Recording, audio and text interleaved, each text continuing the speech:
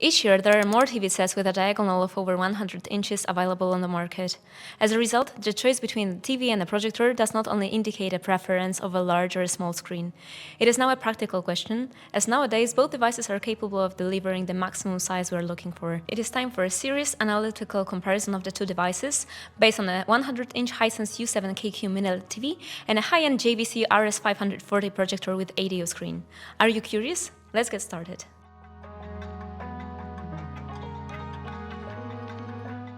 In this episode, we won't explore fairly obvious issues such as the ease of installation or the maintenance-free nature of one device or the other. I assume that everyone is aware that the TV set just needs to be unpacked and is ready to use, while a projector requires a bit more. We have to affix it onto the ceiling or wall, attach the screen, and spend some time installing it. Unless we start planning it at the interior decorating stage, it might be problematic. Moreover, there are speakers and smart TV systems built into a TV, which are often missing in projectors. The list of pros and cons is longer, but let's get back to the point. Today we are going to talk about the image quality and the experience that both devices are capable to deliver.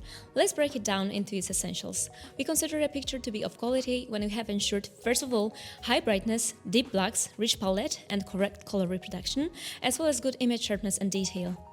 There are also minor factors such as viewing angles, motion reproduction, and input lag, and we will refer to this as well. It will be a little harder to talk about impressions because it is not an exact concept, and people often get different impressions due to imperfect configuration of the equipment they are evaluating. At the outset, it is worth dispelling the common myth that light, reflected from the screen, gives a different image than when it comes directly from the matrix. Such a distinction arises only in our minds because we have coded that the TV is brighter and has a flashier image, so to speak. The fact is that with proper calibration, a projector and a TV can be very consistent with each other and deliver the same experience in terms of their capabilities. Even filmmakers often use them interchangeably in the post-production process.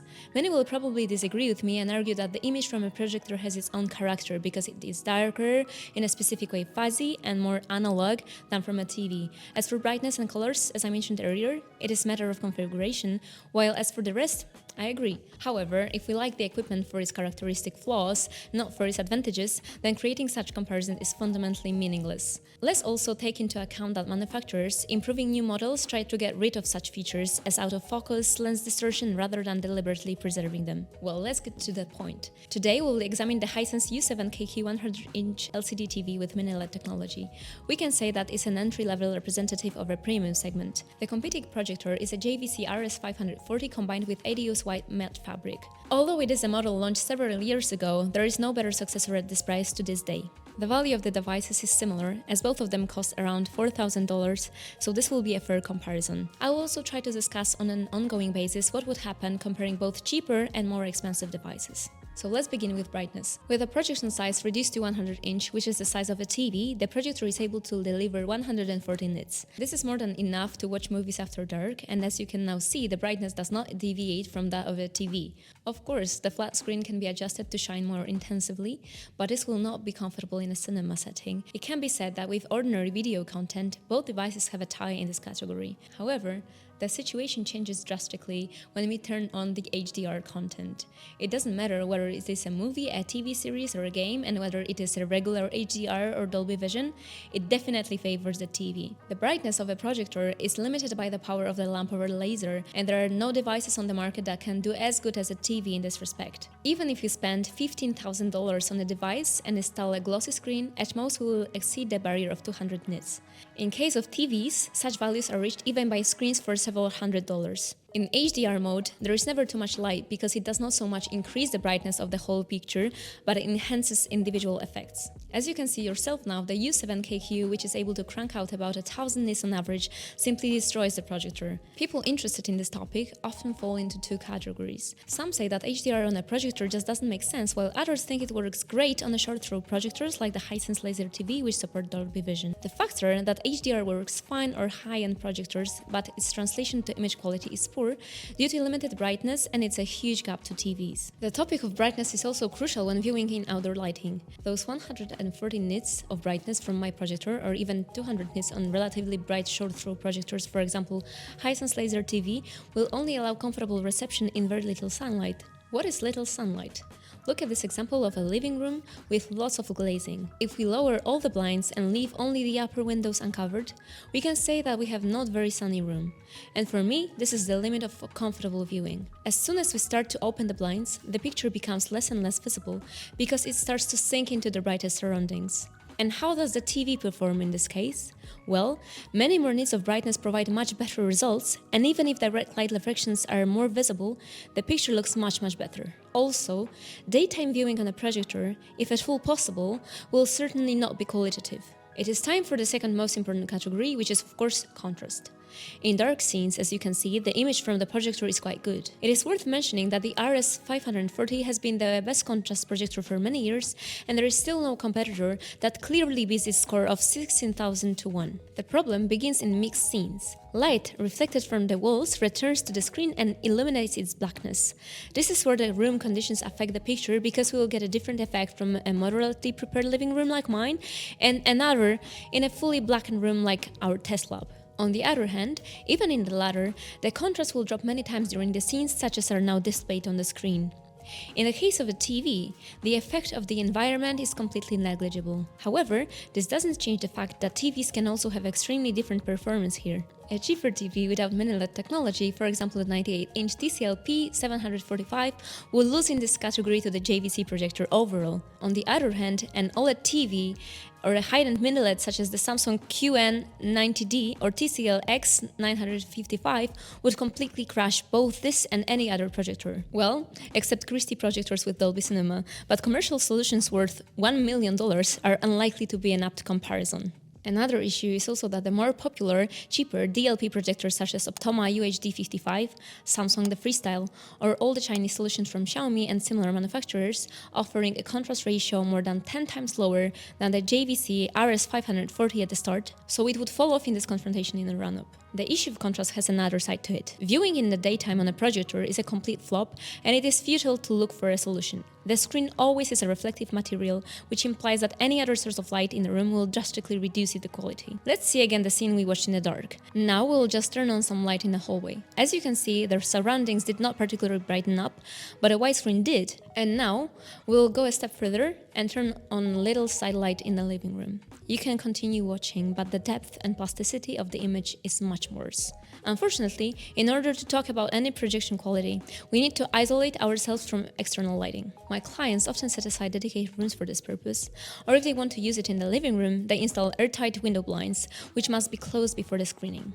This is a key issue to keep in mind when deciding on a projector. There are solutions that reduce this problem, such as special ALR screens. One of the most effective is the one that comes with the Hisense Laser TV short-throw projector. However, it has its consequences. The image structure is unpleasantly shimmery, and the center is visibly brighter than the edges. On the screen now you can see footage of my friend Vincent comparing this solution to a TV when increasing the amount of light in the room. As you can see, it is not that the problem is eliminated, it's only reduced. Let's move on to the third category that defines quality, namely colors. This is why I declare a draw. Both the Hisense U7KQ and the JVC RS540 deliver a very wide color palette and render the image naturally. Not straight from the box, of course, but if you at least choose filmmaker mode, or preferably have it professionally calibrated, you will achieve an image devoid of any noticeable color distortion. In this regard, it will be worse with cheaper projectors because they often have a poorer color palette and are unable to display strong, vivid hues, but the same applies to TVs. The subject of color is very important, but also extremely dependent on the configuration and calibration of the equipment. You only need to make the right settings for a TV to stop having garish colors, and it can even start to look like a painting. Take a look at Samsung The Frame, for example.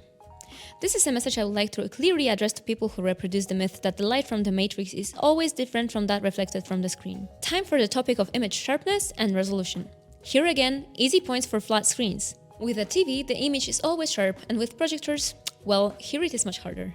Even if you acquire a model with a 94K sensor, which involves an expenditure of more than $5,000, the limiting factor is still the sharpness of the lens. And yes, by increasing the budget, we will find models with razor-sharp images, for example the JVC RS540, but they will be able to at most match the TV in this category. In today's comparison, it looks just the way as you can now see. You can immediately see the advantages of the TV. It should be mentioned, however, that the RS540 is not a native 4K projector. The main aspects of the image quality have already been covered. And as you can see, it is at least 3-0 for the TV. What about the other aspects I mentioned at the beginning? So, in terms of console gaming, one type of device does not inherently have an advantage over the other. One could argue that the input lag on projector is often twice as high, but we are talking about values that no one should feel anyway. Similarly, on the subject of image smoothness, most of the better TVs and projectors work with at least 120 Hz refresh rate and are equipped with a motion interpolation system, so shattering motion should not bother us. As for viewing angles, here a point is definitely for the projectors. This aspect doesn't even depend so much on the devices on the screen, but even the worst fabrics in this regard, which are heavily glossy and therefore have worse angularity, are much better than the LCD TVs, as you can now see. OLEDs, of course, could compete, but for the time being we won't find such diagonals in this technology.